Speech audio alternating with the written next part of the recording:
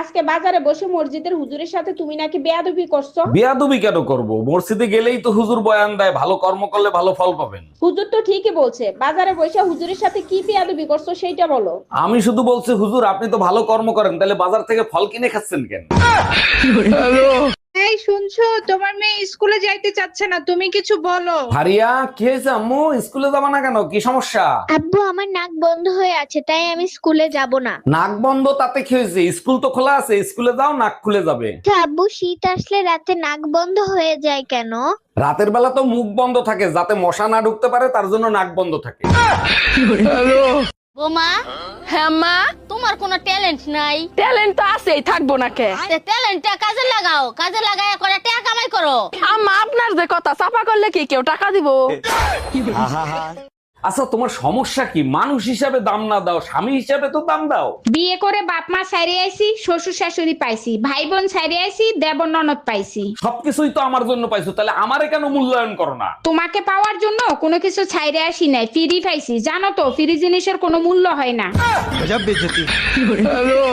এই অফিস থেকে তোমার ফোন দিছে। ফোন লাউডে দিয়ে কথা বলো আর বলো আমি অসুস্থ, আমি আসতে পারবো না। হ্যালো স্যার, ও তো অসুস্থ, ও আজকে অফিসে যাইতে পারবে না। ওনারে বললেন ওনার টুম্পা ভাবি অসুস্থ, উনি যদি অফিসে আসে তাহলে আমি বাসায় যাইতাম। স্যার আপনি একদম টেনশন করবেন, আমি 5 মিনিটের ভিতর টুম্পা ভাবির কাছে যাচ্ছি। স্যার আপনি ভাবির কাছে যান, ওনারে নিয়ে আমি একটু পরে হাসপাতালে যাব। এই কই তুমি, এদিকে এসো। তুমি আজকে ফেসবুকে কি স্ট্যাটাস দাও? আরে আমি তো মজা করে স্ট্যাটাস দিছি বউ চাই। কেন, কোনো সমস্যা হয়েছে? সবাই কমেন্টস করছে আমারটা নিয়ে যান ভাই, এবার যাও নিয়ে আসো। আরে ওরা তো ভুল বুঝতেছে, আমি তো প্রশ্ন করছি বউ চাই। কালকে যখন তুমি বাসায় আসছো, টুম্পা ভাবিরে ওই সময় বাসায় আসতে দেখলাম, কাহিনী কি? কি বলতে চাও তুমি? টুম্পা ভাবির নিয়ে আমি কক্সবাজার গেছি? আমি সে কথা বলি নাই, টুম্পা ভাবির চার্জার নাকি তোমার কাছে, সেটা নিতে আসছিল। তার তো চার্জারই নাই, সে তো সারা রাত আমার চার্জার দিয়ে চার্জ দিছে।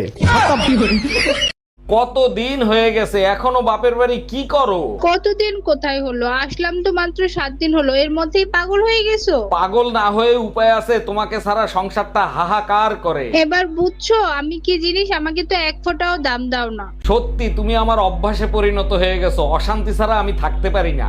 তোর বাপ মায়ের গালি খাওয়াতে ভাল লাগে, কুত্তার বাচ্চা।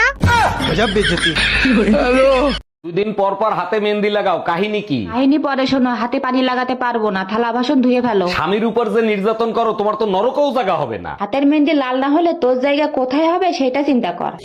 हम इसका पति है, हमको सिर्फ फांसी का सजा चाहिए। ভাবি এবার ইলেকশনে দাঁড়াইছি, আপনার মূল্যবান ভোটটা আমাকেই দিবেন। অরুণ ভাই, অবশ্যই আপনাকে দিব। তার আগে বলেন আপনি আমাদের জন্য কি করবেন? আমি ওয়াদা করছি আপনাদের সুখে দুঃখে সবসময় আপনারা আমাকে পাশে পাবেন। ভোট আপনাকেই দিব। মায়ের কসম কেটে বলেন দুর্নীতি করবেন না। আরে ভাবি, এর জন্য কসম দেওয়ার কি আছে? আপনার ভোট আপনি দিবেন, যাকে খুশি তাকে দিবেন।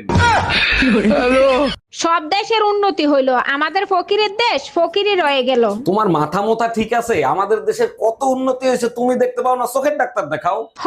একটা উন্নতি হইছে, আগে একদম মানুষ বাইরে, আর এখন আগে ঘরে।